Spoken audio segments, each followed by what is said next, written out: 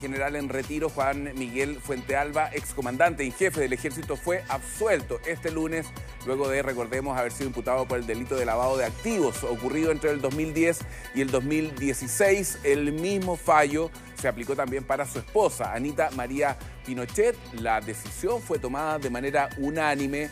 Vamos a analizar esto en detalle. Vamos a invitar a Pablo Abarza para que nos acompañe. ¿Cómo estás, Pablo? Hola, ¿cómo estás? Sorpresivo el fallo. A mí lo que me llamó la atención de todo esto es la crítica que hace la jueza en la lectura del veredicto a la investigación que hace el Ministerio Público, la Fiscalía, porque se desacreditó a los peritos y no fueron capaces de establecer los argumentos de la acusación que estaban haciendo gravísima después de un año. Entonces, a mí eso por lo menos me llamó la atención. No sé con qué te quedas tú de lo que vimos hoy. Justamente porque estamos hablando de prácticamente 327 días, pero que venía de la investigación que había tomado también la Corte Marcial. ¿Esto por qué? Porque acá se obtuvieron antecedentes que son claves y que también lo hemos ido escuchando a través del fraude en el ejército y que tiene que ver derechamente con estos recursos que fueron sacados desde el Estado hasta que finalmente quedaron, entre comillas, o había al menos el Ministerio Público dicho que estaban en el bolsillo de estas personas, que son los excomandantes en jefe, en este caso hoy día ejemplificado en este caso Fuentealba. Pero llama la atención no solamente eso, Karim, sino que además cuando llegó, tú estabas en el Centro de Justicia, la seguridad con la que llegó el excomandante en jefe. Sí. O sea, prácticamente el saber o no, en este caso, si había un fallo a su favor o no, que fue finalmente lo que terminó dándose. Él venía muy seguro de su inocencia desde el primer minuto. Ahora, vamos a contextualizar esto. Esto es como surge del denominado caso Milico Gates, y una de las aristas es la malversación de caudales públicos, fondos reservados que son destinados para la inteligencia del ejército, discrecionalmente los utiliza el comandante en jefe del ejército, y es aquí donde se está investigando esto en sede militar, ¿no es cierto?, de millones de pesos que van mensualmente para que sean utilizados con otros fines y no con los que se utilizaron en este caso. Pero de ahí se desprende el lavado de activos, que es cómo blanqueo ese dinero. Y de eso fue absuelto, pero la otra investigación continúa, ¿no? Esa sigue en desarrollo, totalmente sigue en desarrollo, pero también llevémoslo a quién es Fuentealba, quién es la esposa de Fuentealba, en este caso Anita Pinochet.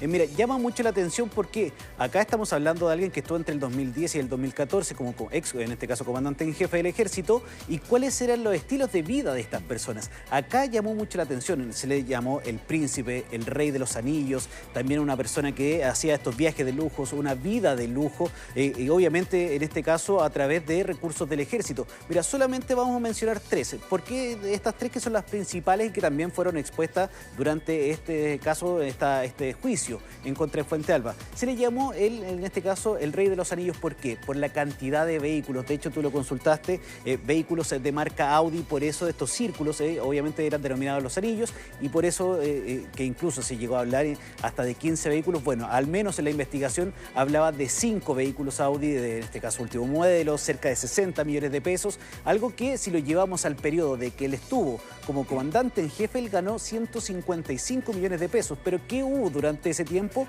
Compras como por ejemplo la parcela en Chicureo de cerca de 500 millones de pesos, también son viajes, recursos que fueron utilizados en el extranjero, compras de carteras por parte de Anita Pinochet, de carteras de 1 o 2 millones de pesos, bufandas de 500.000 pesos, corbatas, en este caso de una marca francesa, Hermes, 100.000 pesos acá en Chile, pero que claramente esto podía aumentar. Eso por un lado, y después cuando se le habla de la vida de lujo. ¿Cuál es esta vida de lujo? Cuando en este caso viajó en comisión de servicio a Haití, pero Haití también está prácticamente anexada con República Dominicana. Estuvo ahí mucho tiempo e incluso pasó un año nuevo en ese sector, y es ahí donde se buscaron estos dineros, se habría salido un poco desde ahí de los gastos reservados. Entonces llamó la atención eso, los viajes, los vehículos. Se le llamó también el A1, y no era por el cargo, el A1 es porque él elegía el asiento número 1 de cada avión, o sea, de la primera fila de los aviones él la utilizaba. Pero ese no es que uno pueda llegar a meterse en la página, en los que compramos obviamente algún pasaje para salir de vacaciones, uno no lo puede elegir, uno no puede comprar ese asiento A1, hay que llegar al aeropuerto para poder obtener ese asiento. O sea, además tenía toda una dinámica para él y su familia. Entonces, insisto, todo esto fue expuesto, pero en este caso en investigaciones cruzadas, y que determinó la magistrada y también todo, obviamente, el tribunal a que llevara este fallo a favor de Fuente Alba. Sí, a mí yo me quedo con algunas cosas que dijo la magistrada. Bueno, él está acusado de malversación por 2.900 millones de pesos, ¿no es cierto? Manejos de dinero, bolsos con dinero en efectivo que sus subalternos le entregaban directamente a él. Y lo que se estaba investigando es el lavado de estos activos, ¿no? De qué manera él los blanqueaba, y era mediante depósitos en sus propias cuentas en que él y su mujer hacían. Se sacó una cuenta de la cantidad de veces que fue al banco 2 a 3 veces por semana durante muchos años, con montos pequeños para que no se alertara al sistema tributario, ¿no es cierto? Y es aquí donde lo que dice la jueza es que faltan pruebas para seguir el rastro del dinero, que lo que falló por parte del Ministerio Público es haber demostrado esta suerte de que su patrimonio avanzó, creció gracias a esos dineros y no a las propiedades que ellos tenían desde la sociedad conyugal con su pareja de un matrimonio desde los 21 años. Y es ahí la crítica que hace la jueza al Ministerio Público de la investigación. O sea, de hecho no se sacan los antecedentes del Servicio de Impuestos Internos desde el 2010 hacia atrás. Claro. Nunca se contó con esos antecedentes, entonces, ¿cuál era la forma de comparar?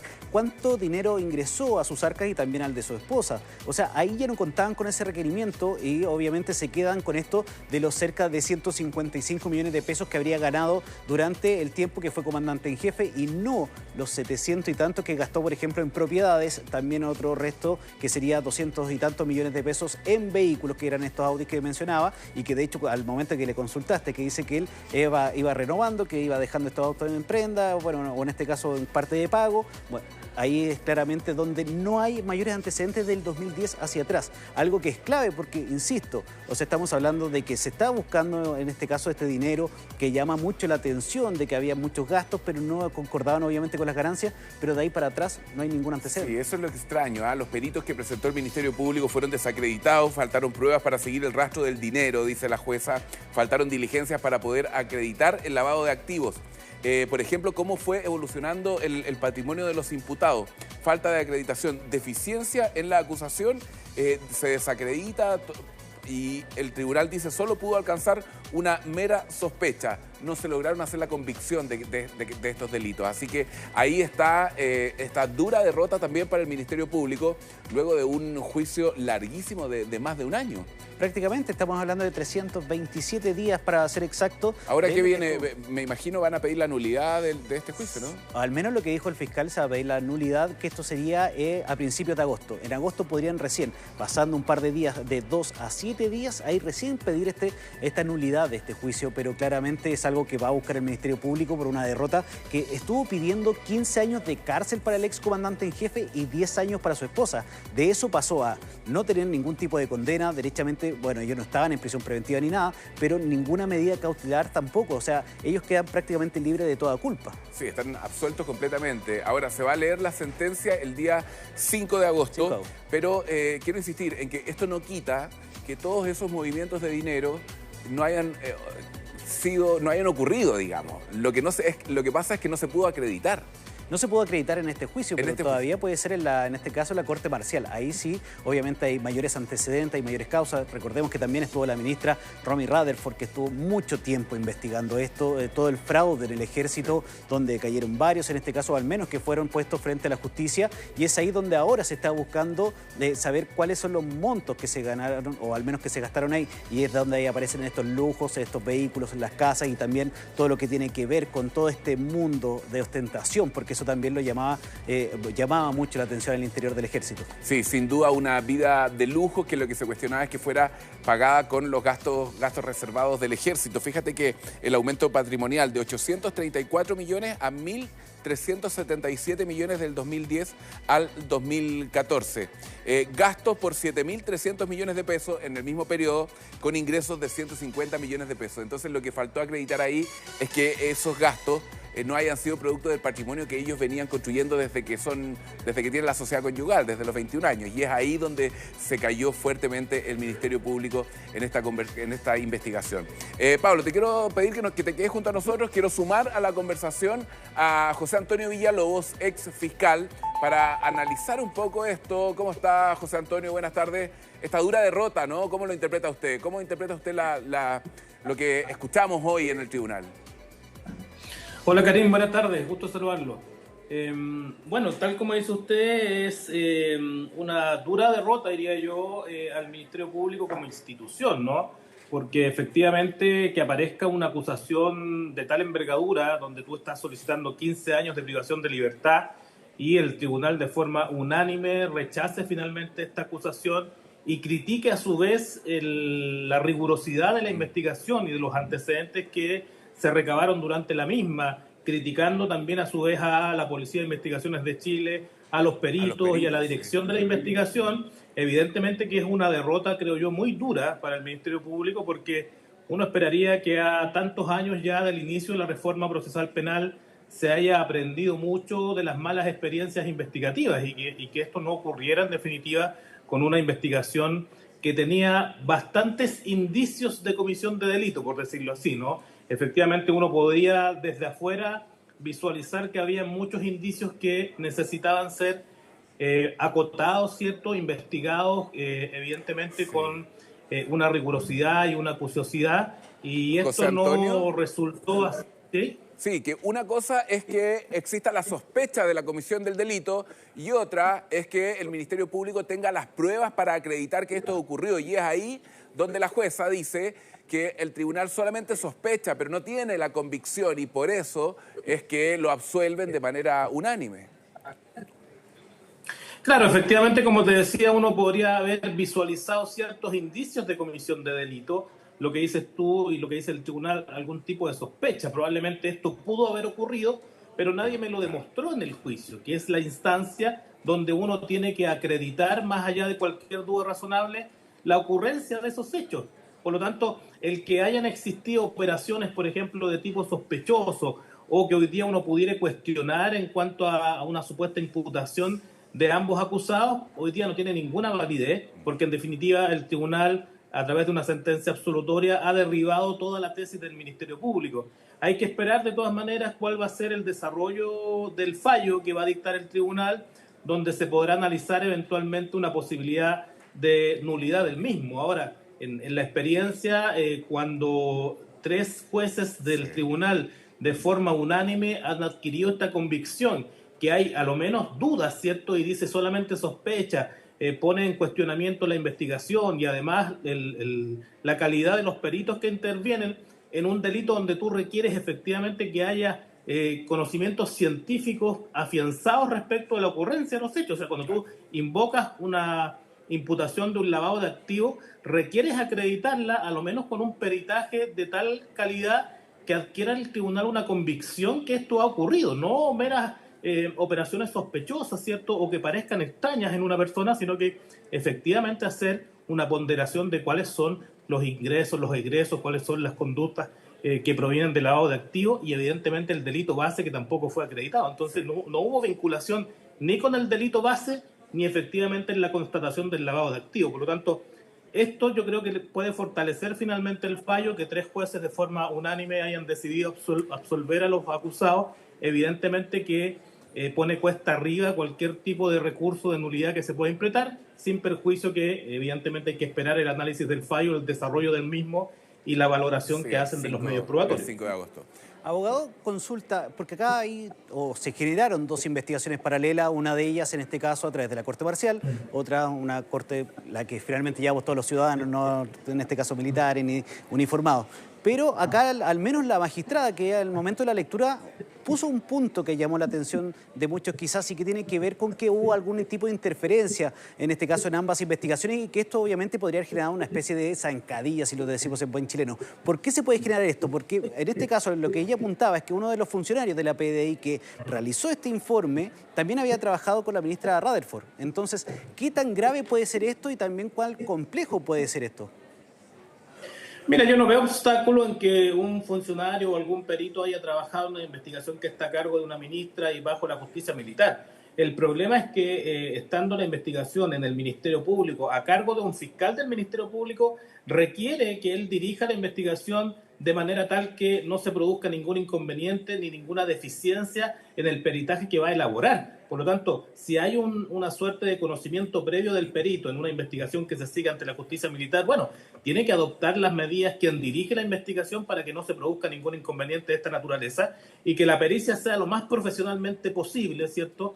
Donde incluso la Fiscalía tiene profesionales que pueden corroborar las tesis que tienen los peritos, hay abogados asesores disponibles para el mismo fiscal que lleva a cargo la investigación. Lo mismo respecto de la acusación que se deduce, se analiza, uno esperaría que se analizara, ¿cierto?, si todos los medios probatorios que tú tienes están a disposición de esta imputación para lograr finalmente esta acreditación. Por eso digo que esto es un fracaso del Ministerio Público como institución hoy día, este fallo absolutorio, porque no es solamente el fiscal Morales, es quien dirige esta investigación, pero evidentemente hay un grupo tras esta imputación que se ha seguido por bastante tiempo. Imagínate la pérdida de recursos económicos que significa haber enfrentado un juicio de esta naturaleza y de esta envergadura, y que obviamente se haya dictado una sentencia absolutoria, que está dentro de las reglas del juego, pero cuando tú tienes un poder de convencimiento tan amplio respecto a la existencia de estos hechos, evidentemente que hay que buscar cuáles son las responsabilidades, cuáles fueron los errores en la investigación y evidentemente adoptar alguna medida al respecto. Sí, estamos conversando con el ex fiscal José Antonio Villalobos respecto de lo que pasó hoy. El general Fuentealba fue absuelto de los cargos que se le imputaban. No se vaya, José Antonio, siga junto a nosotros, hacemos una pausa, nos separamos brevemente y ya volvemos. Bien, son las 4:33. Seguimos con Paula Barza aquí en el estudio analizando este fallo en el que fue absuelto el comandante en jefe del ejército, el general Fuentealba, del delito de lavado de activos. Y estamos en conversación, Pablo, con el ex fiscal José Antonio Villalobos para que nos ayude a entender un poquito cómo fue tan amateur la presentación que hizo el Ministerio Público, estas críticas que incluso le hizo la propia jueza. Y hay un punto que dabas tú, Pablo, que es clave, que tiene que ver con uno de los peritos. Claro, porque finalmente cuando se presentan estas pruebas y llega la etapa de las contrapreguntas, uno de los peritos cambió los montos. ¿Cuánto esto podría afectar, abogado, obviamente, a la investigación y también al fallo, pensando en que es algo que incluso fue denominado como gravísimo? Se supone que los hechos que tú plasmas en esta imputación deben ser los mismos que se mantengan en el juicio. Tú no puedes durante el curso del proceso del juicio oral ni del desarrollo del mismo alterar los hechos que ya están plasmados en la acusación. Y eso también fue parte del veredicto que dictó el tribunal, indicando que se habrían tratado de agregar nuevos hechos, ¿cierto?, con alguna suerte de modificaciones, como dices tú, de montos incluso, que bajo ningún respecto en la ley procesal penal deben ser admitidos por el tribunal. O sea, eso no es posible modificarlo ni alterarlo. Por lo tanto, me parece que es súper razonable lo que sostiene el tribunal respecto de esta cuestión en particular y efectivamente acusa, ¿cierto?, en el veredicto a las conclusiones a las cuales llegan de forma unánime, que faltó efectivamente una investigación rigurosa y por lo tanto hay muchas dudas razonables respecto a la existencia y la acreditación de los hechos. Ahora, ¿cómo podemos explicar? Porque parecían muy contundentes las pruebas. En varios reportajes se habló de estos millonarios viajes, esta vida de lujo, los vehículos, las propiedades, ¿no es cierto? No sé, un jardín, 30 millones de pesos, compras en marcas de lujo. Bueno, parecía bastante contundente, pero ¿qué pasa que de un momento a otro nos damos cuenta que las pruebas no son suficientes y queda completamente absuelto? Un juicio que dura un año y nos encontramos con esto. ¿Cómo lo podemos explicar? Bueno, no tiene mucha explicación. Uno esperaría que a partir de hoy día pudieran existir mayores análisis respecto al resultado de estos procesos investigativos.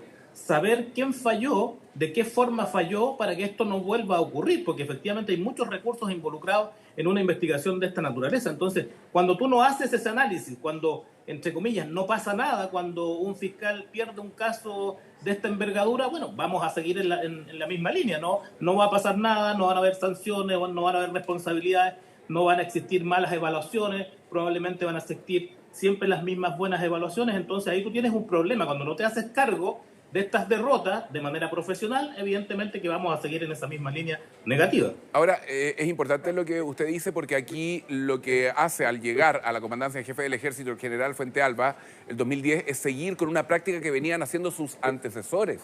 Lo dice incluso la jueza.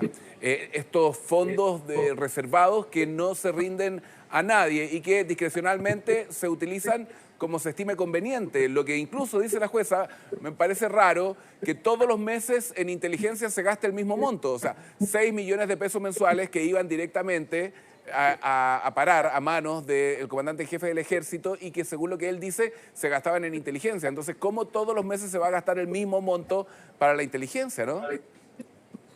No, es indudable que si uno, Karim, mira desde fuera, ¿no? Incluso sin ser abogado ni ser fiscal, sentido común.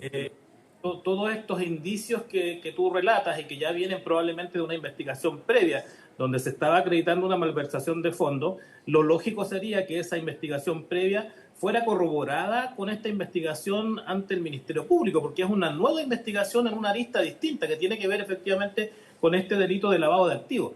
Y la forma de acreditar este delito de lavado de activos, bueno, tenía todos los antecedentes a su disposición para que se trabajara de forma profesional y acertada, ¿cierto? Y llevar efectivamente ante el tribunal una prueba de calidad que no fuera cuestionada, evidentemente, por el tribunal, que ha resuelto bajo muchas dudas razonables respecto de la existencia estos cambios de monto, ¿cierto? Estas no acreditación o evidentemente no tener peritos de calidad como exigió el tribunal, evidentemente que llevan efectivamente a que el tribunal pueda fallar de esta forma, porque no tienen los elementos suficientes para adquirir una convicción de condena, ¿no? En términos coloquiales, no. Pues es que me queda la sensación de que uno podría empezar a sospechar porque es tan amateur, es como tan básico, por ejemplo, no presentar informes del patrimonio previo al año 2010 de esta sociedad conyugal, que es el argumento que entrega la defensa, ¿no? A ver, nosotros aumentamos nuestro patrimonio, pero esto tiene que ver con las propiedades que tenemos, con lo que hemos construido desde los 21 años que nos casamos hasta ahora. Ese patrimonio va generando otro patrimonio. ¿Dónde está esa investigación, ese análisis financiero, que es lo que no se presentó? Y entonces uno dice, bueno, ¿cómo desde el sentido común eso es básico hacerlo, no? Claro, es un ejercicio básico para cualquier persona que incluso no está dentro del sistema. Que tú hagas un ejercicio completo y acabado de cuál es el patrimonio que tú tienes en sociedad conyugal, cuando conformaste esa sociedad conyugal y cuáles fueron los bienes que adquiriste durante ese periodo de tiempo. Y eso documentalmente y bancariamente está respaldado. Entonces, como dices tú, Karim, no hay una explicación razonable para ello. Por lo tanto, es súper importante, lo que te decía anteriormente, que se busquen efectivamente cuáles son las fallas que existieron acá. Si hubo algún tipo de negligencia en la investigación, ¿quién se hace responsable finalmente de este supuesto error que existe hoy día, donde 3 jueces han resuelto que las pruebas no eran contundentes y que evidentemente hay una falta de acuciosidad tremenda en la investigación y que en consecuencia esto amerita que se pondere en términos de analizar qué ocurrió en esta investigación, quiénes intervinieron en esta investigación, de qué forma tuvieron intervención y por qué se producen finalmente estas carencias que permiten que una persona que probablemente había tenido alguna conexión con algún tipo de indicio delictual termine finalmente absuelto ante un tribunal que está dentro de las reglas del juego. La Fiscalía es quien tiene que acreditar, más allá de cualquier duda razonable, la existencia y la participación de los delitos. Los imputados, los acusados, no son quienes tienen que acreditar su inocencia, por lo tanto la carga de la prueba siempre es de la Fiscalía, y si no logra derribar esa presunción de inocencia, evidentemente aquí hay un responsable, que es la persona que está a cargo de la investigación y el grupo investigativo propiamente tal.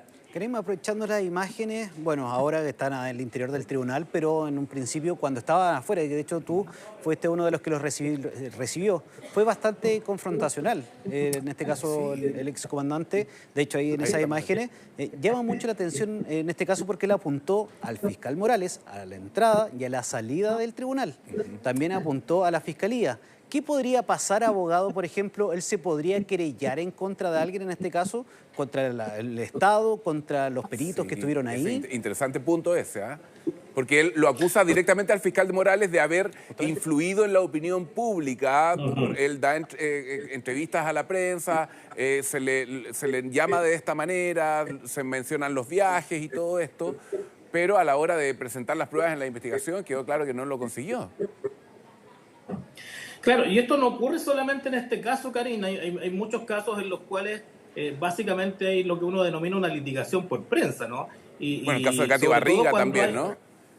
Cuando hay casos en los cuales tú ya estás efectivamente entregado en términos investigativos a un tribunal, me parece que no es conveniente que se ventilen en la prensa los antecedentes que tú mismo estás ventilando en el juicio.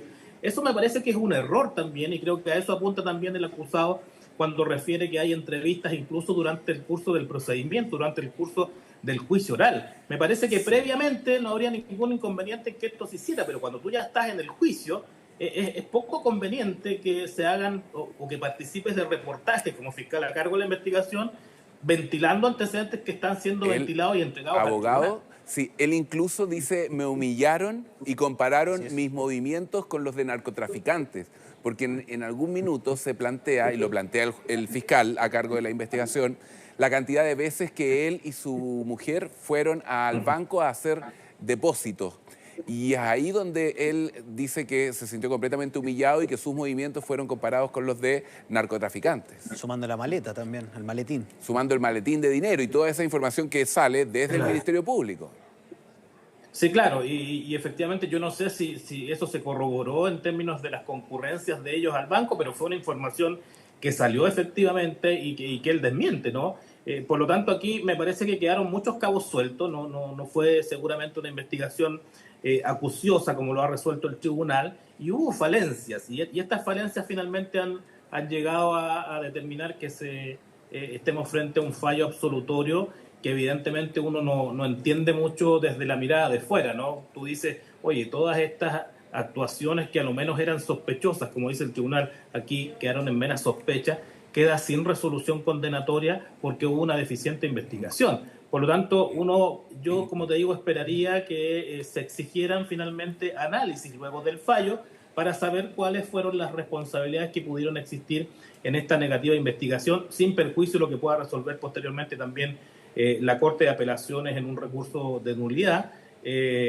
Obviamente tiene que haber un vicio en el fallo, tiene que haber un vicio que amerite finalmente una causal de nulidad y que ello sea revisado efectivamente por la Ilustrísima Corte de Apelaciones de Santiago y que pueda anularse el fallo y que se vuelva a realizar un juicio oral con jueces no inhabilitados. Abogado, entonces, solamente insistir en ese punto, ¿se podría, si se mantiene esto, obviamente se mantiene el fallo, podría en este caso el excomandante querellarse en contra del Estado, por ejemplo? ¿Y cuándo podría realizar esto? O sea, ejecutoriado el fallo, es decir, que la Corte de Apelaciones haya revisado el eventual recurso de nulidad y que estuviera ejecutoriado y se confirmara la resolución del tribunal de la instancia, en este caso el tribunal oral en lo penal.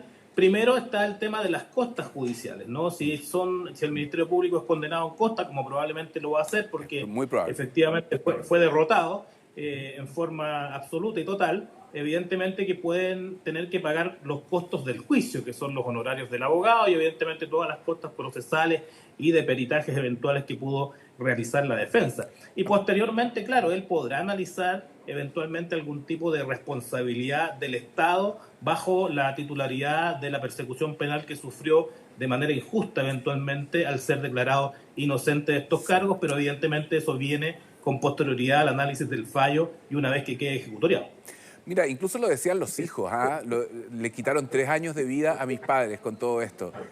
70 años, personas adultas que han estado sagradamente día tras día acudiendo al tribunal a un juicio que duró más de 1 año y más allá de las costas también hay un desgaste emocional importante también de estar siendo sometido a esto. Y fíjate que hay otro de los puntos, yo no sé si tenemos esa parte de la entrevista que le pude hacer yo en la mañana, cuando él toma su maletín y dice que era tan burdo todo, que dice que dentro de las acusaciones que hace el Ministerio Público de traspasos de dinero, 160 millones de pesos en un bolso de un notebook, y él me muestra su bolso y dice, ¿ustedes han hecho el ejercicio de lo burdo que es pensar que 160 millones de pesos en efectivo puedan entrar en un maletín de este porte? y es ahí donde él establece las críticas a una persecución que habría sufrido durante todo este tiempo por parte del Ministerio Público. Y cuando le pregunto también de que todos los otros ex comandantes en jefe del Ejército también han estado enfrentando a la justicia por casos similares, él también ahí con suspicacia dice, bueno, investiguen. ¿Por qué lo hacen? Porque deja entrever que hay aquí una persecución clara en su contra y en contra de los otros ex uniformados también. Sí, claro, en el fondo las declaraciones están evidentemente en un contexto donde él efectivamente se sentía perseguido más allá de una persecución penal probablemente, y también con muchas inconsistencias como lo dicen esas declaraciones, que probablemente muchas situaciones que habrían sido ventiladas probablemente en la prensa no habrían sido corroboradas en el tribunal, es donde tienen que corroborarse estos antecedentes. El tema del maletín con el dinero, el tema de las idas al banco en innumerables oportunidades. Quizás todo aquello no fue corroborado en el tribunal y en consecuencia él hablaba efectivamente de esta suerte de persecución. Pero abogado, lo que dice Pablo acá es importante. ¿Quién investiga a los investigadores o quién evalúa al Ministerio Público, a los fiscales? Hemos visto varios errores que han cometido en casos tan importantes. Recuerdo el caso de Katy Barriga. También hubo una crítica de los jueces a los fiscales por la presentación que se hizo. ¿Quién los puede evaluar? Bueno, es un tema bastante importante que hoy día está en boga también, Karina y Pablo. Tenemos hoy día varios fiscales que están siendo investigados incluso penalmente y administrativamente en varias comunas del país.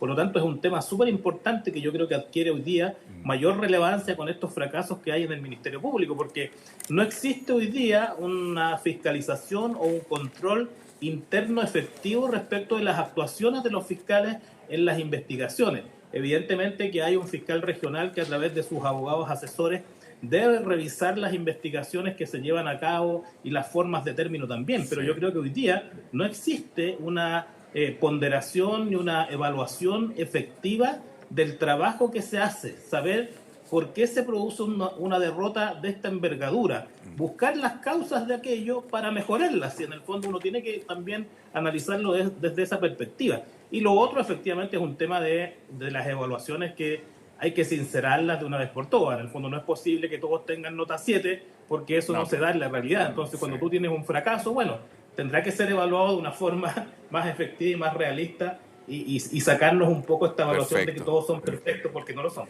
Bien. Abogado, le quiero agradecer que haya conversado con nosotros. Estábamos conversando con el ex fiscal José Antonio Villalobos y Pablo Abarza, también periodista, que está preparando la nota para el Prime de esta noche. Gracias por estar con nosotros, que esté muy bien.